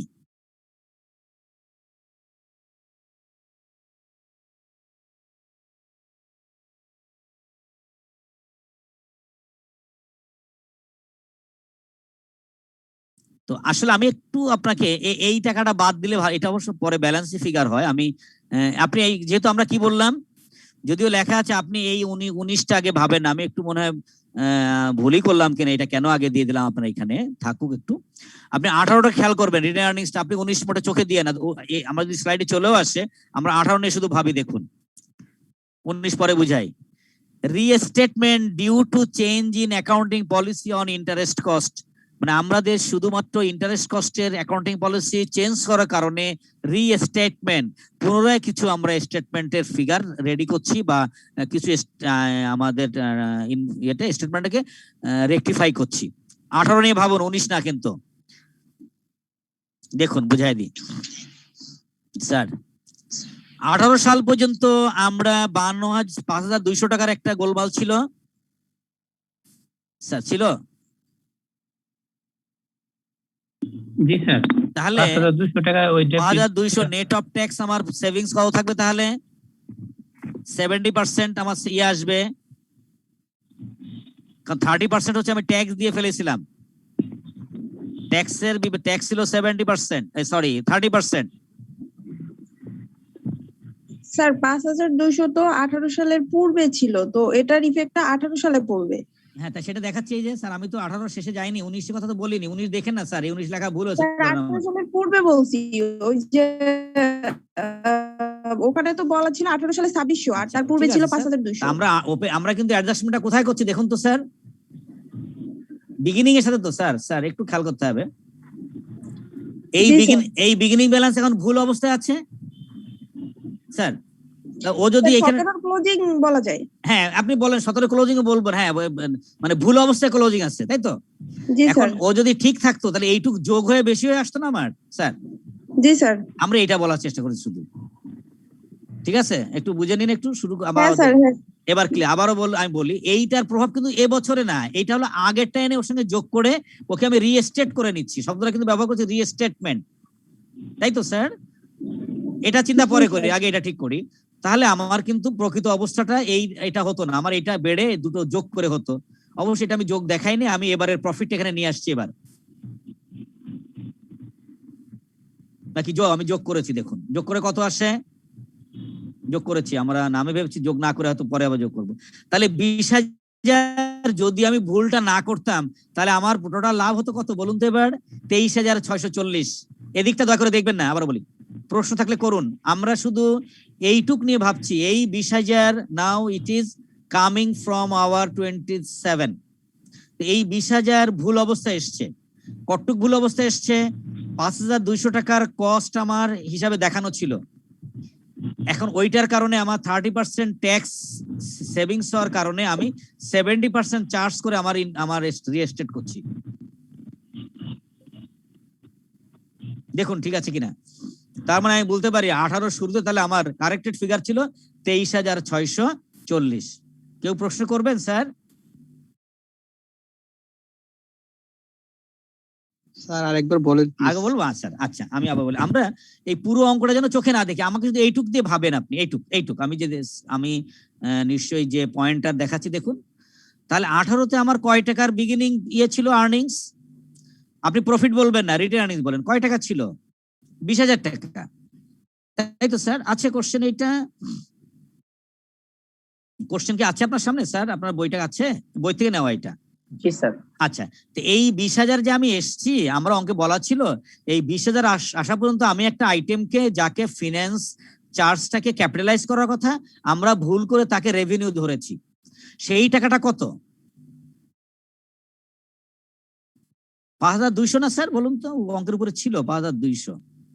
জি স্যার 5,200। তাহলে 5,200 যদি হয়, এখন এটা তো একটা ট্যাক্সের ইফেক্ট পড়বে, তাহলে আমার ইনকাম কিন্তু 5,200 বাড়বে না। আমার ইনকাম কিন্তু 5,200 বাড়বে না, আমার ইনকাম বাড়বে কিন্তু মাত্র তার 70%। এইটুকু মাথায় রাখবেন, জি, net sir. Of tax effect to 70%। তাহলে আমার নেট অফ ট্যাক্স ইফেক্ট যদি 70% হয়, তাহলে আমি 2018 সাল পর্যন্ত আমার 3640 টাকার একটা গণনা আমার অ্যাডজাস্ট করতে হবে। তার মানে সে আমার আয়কে বাড়িয়ে দিবে। আমি ধরেছিলাম এক্সপেন্স, সে এক্সপেন্স না। ক্লিয়ার কিনা স্যার? এবার ধরেছিলাম এক্সপেন্স, সে এক্সপেন্স না। আমরা এখানে capitalize করতেছি। ট্যাক্স একটা এক্সপেন্সের উপর কেটে না। আমি তো দিয়ে ফেলেছিলাম, কিন্তু দেওয়াটা তো ভুল ছিল। আমি যদি ওটাকে আমি ক্যাপিটাল ধরতাম তখন তো আমি ট্যাক্স দিতাম না। জি স্যার। ওখানে আমি ট্যাক্স দিতাম না, বুঝছেন স্যার? জি স্যার। এটাকে আমরা বলি নেট অফ ট্যাক্স। সবসময় বেনিফিটটা আমরা নেট অফ ট্যাক্স বিবেচনা করব। যখনই ট্যাক্স থাকবে নেট অফ ট্যাক্স বিবেচনা করব। স্যার যিনি প্রশ্ন করলেন, স্যার ট্যাক্স 70 নিচ্ছি কেন, আমি কি উত্তর দিব স্যার? এবার খেয়াল করেন, যদি এই 5200 আমি ইন্টারেস্ট এক্সপেন্স না ধরতাম, তাহলে আমার কি হতো? আয় বেড়ে যেত না ওই বছরে? যিনি প্রশ্ন করলেন স্যার 70% কেন নিচ্ছেন, 5200 যদি আমি ইন্টারেস্ট না ধরতাম, তাহলে আমার আয় কি বেড়ে যেত? জি স্যার, বাড়তো তো। আচ্ছা, আর কতটুকু আয় বাড়তো? এই 5200 আয় বেড়ে যেত না? জি স্যার। এই 5200 আয় বাড়লে গভর্নমেন্টকে 30% ট্যাক্স দিতেন না আপনি? অবশ্যই 5200 উপর 30% দিতে হতো। তাহলে আপনার থাকতো কতটুকুন? 70%। সেই 70 আমি গণনা করছি স্যার।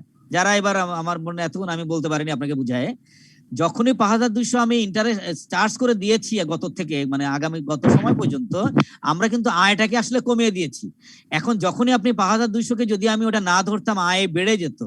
আয় বেড়ে গেলে আমাকে গভর্নমেন্টকে আরো 30% ট্যাক্স দিতে হতো। যেহেতু 30% ট্যাক্স দিতে হতো, আমার বেনিফিট হতো মাত্র কত পার্সেন্ট? 70%। যিনি মাঝখানে একজন কথা বললেন, আমার মনে হয় সে বুঝছে মনে হয় এবার। স্যার যিনি কথা বললেন আমার সাথে একটু আগে, স্যার ট্যাক্স কেন? জি স্যার, এটা স্যার বুঝছি তো। ওকে, ক্লিয়ার। তাহলে এবার আসুন, তাহলে বাকি 30% কি স্যার ওই ইনকাম ট্যাক্সের 5400 টাকার মধ্যে আছে? সেটা কোথায় আছে আমার ভাববো না। আমরা শুধু ভাববো আমার বেনিফিটটা অলওয়েজ নেট অফ ট্যাক্স ভাববেন, যে কোনো বেনিফিট, তাহলে আর অঙ্ক সমস্যা নেই। Right sir? তা যখনই আমি এক্সপেন্সটাকে বেনিফিট আকারে বের করব, তখন তারপরে ট্যাক্স দেওয়া লাগবে আমাকে। তা ট্যাক্স দিলে তো আমি বাকিটুকু আমার তাহলে বেনিফিট, নেট বেনিফিট ধরতে হবে সবসময়। তাহলে আমরা দেখলাম যে আমার রিএস্টেটেড ব্যালেন্স হবে 23,640। সবসময় এই ট্যাক্সের যত পার্সেন্ট বলবে সেটা বাদ দিয়ে বাকিটা, কারণ 30% ট্যাক্স দেওয়া মানে 70% এর বেনিফিট আমার। ঠিক আছে স্যার? ওকে, নাও আওয়ার কারেন্ট ইয়ার প্রফিট। এটা হলো, আমি কি বললাম, ভুলটা সংশোধন করে এই অবস্থায় আসলাম। আমি কিন্তু 19 বুঝাচ্ছি না আপনাকে, আপনি 19 নিয়ে মাথা খাওয়াবেন না আগে। তাহলে 20,000 এর সাথে 3000 এটা যোগ হলো, টোটাল 23,640। এবার আপনি কত প্রফিট করেছেন কারেন্ট ইয়ারে? মাথায় রাখবেন, এই প্রফিট কিন্তু অঙ্কের প্রফিট না, আমরা যেটা কেবল বের করলাম। আমরা বের করেছি উপরে কত দেখুন তো, 12,600। এইটা, কারণ আমি তখন কারেক্টেড অবস্থায় চলছি, আমরা আর ভুলগুলো নেব না। তাহলে 12,600 যোগ করলাম, তাহলে এই যোগফলটা নিশ্চয় আমার কি হবে? রিটার্ন আর্নিংস এর এন্ডিং ব্যালেন্স, বুঝছেন না? জি স্যার। ওকে, রিটার্ন আর্নিংস এর এন্ডিং ব্যালেন্স। ক্লিয়ার? জি স্যার। আচ্ছা, তাহলে 18 যেটা এন্ডিং, এটা কি 18 কারেক্টেড ফিগার? জি স্যার। এটা 18 কারেক্টেড ফিগার? জি স্যার। এইটা যদি কারেক্টেড হয়, এটাই 18 কারেক্ট, 19 এর ওপেনিং হবে কারেক্টেড? জি স্যার। তাহলে এটা কোথায় যাবে? এখানে যাবে না এখানে যাবে? স্যার নিচে আসবে, কারণ উপরেরটা তো স্যার কারেক্টেড না। কারেক্টেড না, থ্যাংক ইউ স্যার। তাহলে দেখুন, এইটা এখানে বসিয়ে দিয়েছি, আর উপরেরটা হলো আমাদের অঙ্কে যেটা দেওয়া হচ্ছে সেটা বসিয়েছি। এবং মজার ব্যাপার হলো, এই ডিফারেন্স করলেও যা হবে, আর আমি যে ভুল করে আসি এতদিনে 5200, আর এখনকার ভুল কত ছিল? 18 সালে ভুল কত ছিল? 2600। তাহলে এই 7,800 টাকার প্রভাবটা কোথায় পড়বে? এখানে পড়বে না? জি স্যার, কিন্তু এখানে কোশ্চেন আছে স্যার। পড়েনি, এটা হয়নি, দেখুন তো। হ্যাঁ বলুন, কে স্যার? স্যার 5,200 তো অলরেডি 18তে মানে ক্যালকুলেশন করলাম বা ক্যাপিটালাইজ করলাম, তাহলে আবার 19 কেন এটা পুনরায়? ও থ্যাংক ইউ স্যার। তাহলে 18 স্যার আপনি বললে উনি বুঝবেন না, কারণ উনি তো আমার কাছে শুনতে চাচ্ছেন। তো স্যার আপনি 5,200 কেন নিয়েছেন? জি স্যার, অলরেডি তো এটা আমি বলি, তাহলে 18 পর্যন্ত করেছেন না? 18 পর্যন্ত করেছেন না? জি স্যার। আপনি যখন 19-এ ঢুকছেন, 19-এ তো এই করাটা তো আমার ফিগার, তো এ তো ভুল অবস্থা রয়ে গেছে। তাহলে এর মধ্যে তো 18 পর্যন্ত সংশোধনও নাই তো স্যার। এখানে দুটো পথ আমার 1800 পর্যন্ত 5200 আমি করেছি এখানে, কিন্তু এরপরে তো আরো 2600 ভুল করেছি। তাহলে 19 পর্যন্ত ভুল কিন্তু শুধু 2600 না, 19 পর্যন্ত আমার ভুল হলো এইটা এবং এটা মিলে। এবার মনে হয় clear sir? Okay, thank you sir. Okay, বসিয়ে দিলাম, যোগ করে কারেক্টেড মিলে গেল এবং মিলে যাবে অঙ্ক ঠিক থাকলে। আর এবার প্রফিট, কারেন্ট ইয়ার প্রফিট 21000 বসিয়ে দিলাম। This is our retained earnings corrected figure.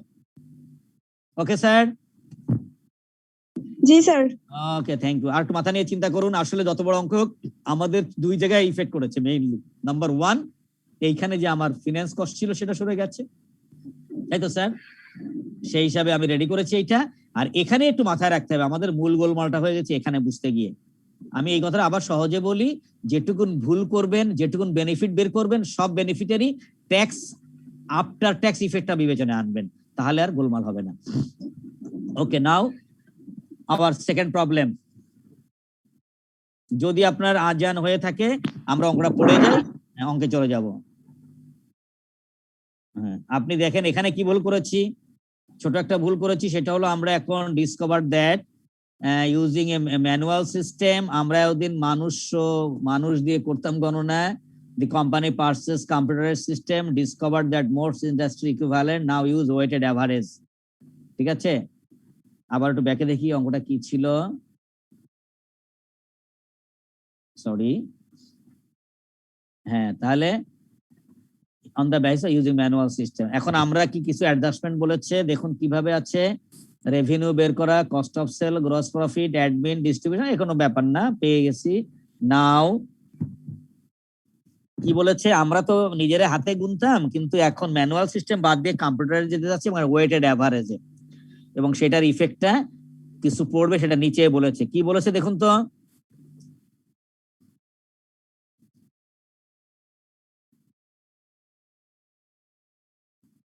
এই ইম্প্যাক্টটা পড়েছে ইনভেন্টরি 31 ডিসেম্বর 17তে ইনক্রিজ করেছে।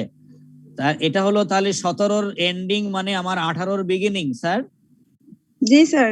তাহলে বিগিনিং হেরফের হয়েছে, তাহলে কস্ট অফ গুডস সোল্ডে ধাক্কা পড়বে? অবশ্যই স্যার। আচ্ছা, আবার 18তে হেরফের হয়েছে, তাহলে 18-র এন্ডিং 18-র বিগিনিং সমস্যা হলে পুরো 18তে ধাক্কা পড়বে। আবার 18-র এন্ডিং 19-এর এন্ডিং, 19-এর তাহলে 18-র ending, that means beginning of 19। তাহলে এই তিন ক্ষেত্রেই আসলে আমাদের কি হবে, যখনই ইনভেন্টরি হেরফের হয় আমার কস্ট অফ গুডস সোল্ডে ধাক্কা পড়ে, কস্ট অফ সেল যেটা বলেছি আমরা, এইখানে একটা ধাক্কা পড়বে। সেই হিসাবে আমাদের রিটেন আর্নিংস বা আমাদের লাভেও একটা ধাক্কা পড়বে।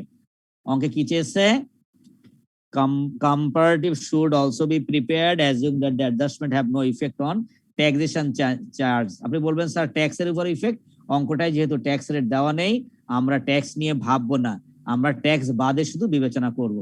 কারণ আমি একটু আগে বলেছিলাম যে আমরা আফটার ট্যাক্স ইফেক্ট চিন্তা করি, ওরা এই অঙ্কে ট্যাক্স নিয়ে ভাবতে না করেছে। তো আমরা মনে হয়, আমরা খুলনাতে আজান হচ্ছে, মনে হয় ঢাকায় হচ্ছে। Now we are going to say our prayer. Okay, after 12 minutes please, কারণ আমাকে 3-4 মিনিট সময় দিলে এটা শেষ করতে পারবো, right? Okay sir, thank you all so fur.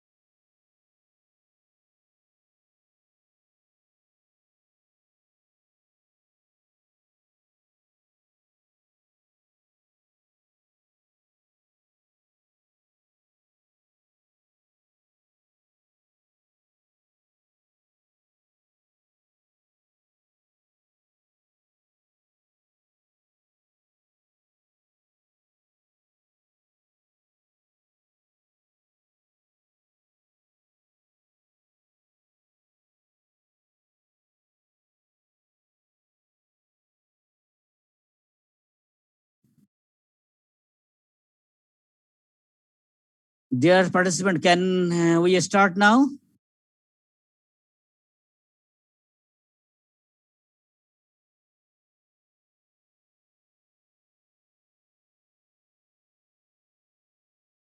Sir আমরা একটু শুরু করি, কারণ আসলে সময়টা এত মার্জিনে চলে যায় আমরা।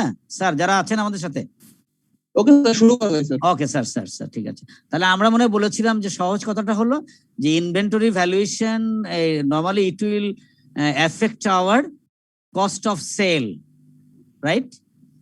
ইনভেন্টরির এফেক্টটা মূলত হলো কস্ট অফ সেলে গিয়ে পড়ে। কিভাবে পড়বে আমরা কনসেপ্টটা বুঝে নেব। আমরা জানি কস্ট অফ সেল আমরা আসলে কি করে বের করি বলুন তো, মনে আছে কিনা? Beginning inventory plus purchase minus ending inventory, right? জি স্যার। তাহলে যদি বিগিনিং ইনভেন্টরি বেড়ে যায়, কস্ট অফ গুডস সোল্ড বেড়ে যাবে না? বলুন তো একটু। জি স্যার। যদি এন্ডিং ইনভেন্টরি বেড়ে যায় তাহলে কমে যাবে স্যার। কমে যাবে, কারণ এন্ডিং ইনভেন্টরি আমরা ডিডাক্ট করি, বাদ দিই। তাহলে এন্ডিং ইনভেন্টরি ভ্যালুয়েশন বেড়ে যাওয়া মানে হলো কস্ট অফ সেল কমে যাওয়া, আর বিগিনিং ইনভেন্টরির দাম বেড়ে যাওয়া মানে হলো কস্ট অফ সেলটা বেড়ে যাওয়া, রাইট? এইটুকু মাথায় রাখলে আমরা পারবো, এইটুকু আর কিছু না। দেখি তাহলে আমরা প্রথমে কি লিখলাম দেখুন, কস্ট অফ সেলস অ্যাডজাস্টমেন্ট, কারণ আসলে ইনভেন্টরির প্রভাবটা আমার কস্ট অফ সেলে পড়বে। কিভাবে পড়বে আমরা প্রথমে দেখি। অরিজিনাল অ্যাকাউন্টস যেটা অরিজিনালি আছে 200 এবং 160 টাকা। তাহলে আমরা মাথায় রাখবো, আমরা যখন 18 হিসাব করব, 18 বিগিনিং এন্ডিং এবং 18কে সাপোর্ট দেওয়ার জন্য কিন্তু 17 সালের ফিগার দেওয়া, রাইট? এবং 19 ধাক্কা পড়বে 19-এর নিজেরটা, আর হলো 18 এন্ডিং, নাকি স্যার? 18 এন্ডিং মানে 19-এর বিগিনিং, তাই না স্যার? আর ওকে ফাইন, একটু মাথায় রাখলে হবে। তাহলে আমরা কি লিখেছি দেখুন, ওপেনিং ইনভেন্টরি অ্যাডজাস্টমেন্ট। নিশ্চয় আমার অঙ্কে বলা ছিল 18-তে, ওখানে আমরা 20,000 টাকা কি বেড়ে গেছে, ইনক্রিজ করেছে না স্যার? আমি একটু ব্যাকে যাই, আমার অঙ্কটা খেয়াল নেই এই মুহূর্তে। হ্যাঁ, সব ক্ষেত্রে মানে ইনক্রিজ আছে স্যার, একটু মাথায় রাখবো। সব ক্ষেত্রে যেহেতু ইনক্রিজ আমার বুঝতে সুবিধা হবে। অরিজিনাল অ্যাকাউন্টস লিখলাম। এবার আমরা যে কাজটা করেছি, ওপেনিং ইনভেন্টরি অ্যাডজাস্টমেন্ট। তাহলে 18 তো ইনক্রিজ আছে, 19 ইনক্রিজ আছে, তাহলে এই দুটো নিশ্চয়ই যোগ হবে নাকি স্যার? ওপেনিং প্লাস আর ক্লোজিং মাইনাস। ইয়েস, তাহলে আমরা ওপেনিং যোগ করলাম, আমি ধরে নেন আমরা যোগ করলাম। ক্লোজিং ইনভেন্টরি দুই ক্ষেত্রেই বাড়ছে, তার মানে দুই ক্ষেত্রেই বিয়োগ। শুধু হ্যাঁ, 19 সালের ক্লোজিং 40, 18-র ক্লোজিং 30 বিয়োগ করলাম। কেউ যদি কোনো প্রশ্ন করেন, এটা শুধু ইফেক্ট আমরা বের করেছি। আবারও বলি, cost of sales always equal to beginning inventory plus purchase minus ending. তাহলে যে লোকটা মাইনাস সেটা আরো বেড়ে যাওয়া মানে ওটা মাইনাস হবে, যে লোকটা প্লাস সে লোক আরো বেড়ে যাওয়া মানে প্লাস হবে। ভাইস ভার্সা যদি আমি চিন্তা করি, উল্টা হলে উল্টা করে নেব। তাহলে অ্যাডজাস্টেড অ্যাকাউন্টসটা কত হবে দেখুন তো, যোগ বিয়োগটা ঠিক আছে কিনা।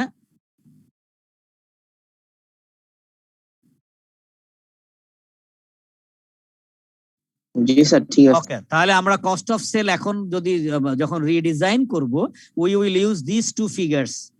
মাথায় রাখুন, যখনই কস্ট অফ সেল হেরফের হয়ে গেল, প্রফিট কি রিঅ্যারেঞ্জ হবে বা প্রফিট রিএস্টেট হয়ে যাবে না? জি স্যার, হবে তো।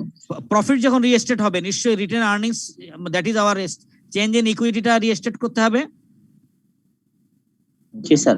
ওকে, থ্যাংক ইউ স্যার। তার মানে আমরা শুধু ইফেক্টটা দেখেছি, তার মধ্যে একটু ওয়ার্কিংস করে নিলাম। নাও we are preparing our income statement. আপনি একটু দেখে নিন, পরে বাসায় আবার করেন, কারণ আমাদের সময়টা কম আছে, যে কারণে নরমালি আমাদের একটু পরে ওয়ার্ন করবে ঢাকা থেকে। তোমাদের রিকোয়েস্ট রাখছি, যদি আমাদের 5 মিনিট সময় বাড়াতে দিতে চাইতেন তাহলে আমাদের সুবিধা হতো। Revenue less cost of sales, এখন আমরা restated figure, now we are using our restated figure. বাকি যা আছে ওইভাবেই বসিয়ে দিয়ে যোগ বিয়োগ করে আমরা পেয়ে যাব। নাও চেঞ্জ ইন ইকুইটি, তাহলে রিটেন আর্নিংস অ্যাজ বিফোর যেটা দেওয়া ছিল লিখলাম আমরা। এবার ভাবুন তো, 18-র যেটা আমার রিটেন আর্নিংস এর বিগিনিং বলছি, এই ইফেক্টটা কি এর আগ পর্যন্ত যে ইফেক্টটা ছিল সেটুকু পড়বে না স্যার? এটুকু পড়বে কিনা? পড়বে স্যার, পড়বে পড়বে। এই 18-র আগে কত ছিল, কত বার ছিল বলুন তো স্যার? স্যার 20 20 কি 20 হ্যাঁ 20 হয়েছিল। ওকে, তা 20 যখন হবে তখন এই 20 এখানে কি হবে, এসে যোগ হবে না বিয়োগ হবে? যোগ আচ্ছা, একটু 17তে একটু দেখবো নাকি, পিছনে অঙ্ক মনে আছে নাকি আপনাদের? বই যদি থাকে আপনারা একটু দেখেন কি অবস্থা আছে আপনার।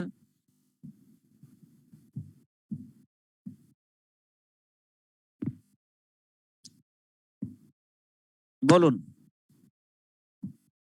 প্রভাবটা বলুন তো। ওখানে বলা ছিল যে ইনভেন্টরি ইনক্রিজ করেছে 17 ডিসেম্বরে, তাহলে 18 যেটা বিগিনিং ছিল সেইটা 17 এন্ডিং ছিল কিনা স্যার? জি স্যার। জি স্যার ছিল। তাহলে যদি এটা 17 এন্ডিং থাকে তাহলে ও আমার প্রফিটটাকে আরো 20 টাকা বাড়িয়ে দিবে না? জি স্যার, স্যার এখানে ক্লোজিং এর ইফেক্টটাও তো পড়া উচিত তাহলে। কোনটা বলুন তো স্যার? আমি তো 19-এ যাইনি স্যার, আমি তো 18 নিয়ে কথা বলছি। হ্যাঁ স্যার 18রই তো ক্লোজিং, যেটা 18 ক্লোজিং কি 18 বিগিনিং আরএফ এ পড়বে? ও বিগিনিং না স্যার, ওটা তো 19-এ। জি জি, থ্যাংক ইউ। এই তো স্যার বুঝে গেছেন, কত ভালো বোঝেন গো আপনারা, থ্যাংক ইউ। 18 ইফেক্ট, এটা কিন্তু beginning of 18, that is ending of 17। তো ওইখানে যেহেতু ইনক্রিজ হয়েছে 20 ইনক্রিজ হওয়া মানে আমার আসলে কস্ট অফ গুডস সোল্ড কমে গেছে।